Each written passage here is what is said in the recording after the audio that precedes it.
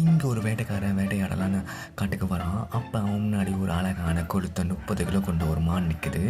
அந்த மானை வேட்டையாடலான்னு தன்னோட அம்பை எடுத்து அதை குறி பார்த்து நிற்கிறான். சரியான தருணத்துக்கு காத்திருக்கும் போது அது பக்கத்தாலேயே ஏதோ ஒரு உருவம் செய்கிறத கவனிக்கிறான். மெல்லமாக அந்த அம்பை அந்த உருவத்தை நோக்கி நிறுத்துறான்.